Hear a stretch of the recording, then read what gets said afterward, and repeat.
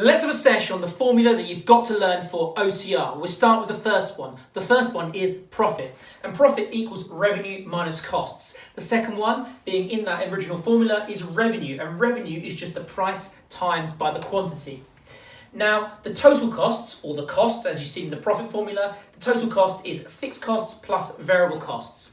The next one that you need to know is your average fixed costs. Your average fixed cost is just your total fixed costs divided by the quantity. Number 5 is your total variable cost. Your total variable cost is your variable cost per unit, per thing, times by the amount of things you make or your output. Number 6 is your average unit cost. Your average unit cost is your total costs divided by your output. Your market share is the business sales divided by your total market sales times by 100. Your market growth as a percentage is your changes in sales divided by your original sales times by 100.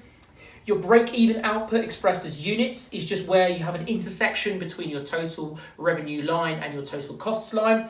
Or you could calculate it as the formula fixed costs divided by price minus the variable cost per unit.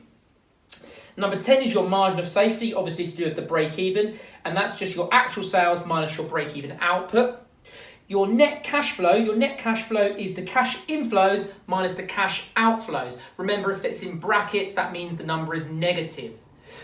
Moving on, so number 12, opening balance. Opening balance is just your closing balance of the previous period, and your closing balance of the current period is just the opening balance plus the net cash flow that we calculated down here. Number 14 is your gross profit. Your gross profit is just your revenue or your turnover minus your cost of sales. And if you want to calculate your gross profit margin, your GPM expressed as percentage, it's your gross profit divided by your revenue times by 100 because it's percentage.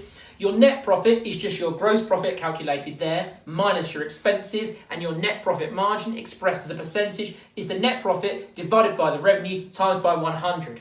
Now, percentage changes are sure to feature. Number 18, percentage changes, is just new number minus old number divided by old number times by 100. Think new.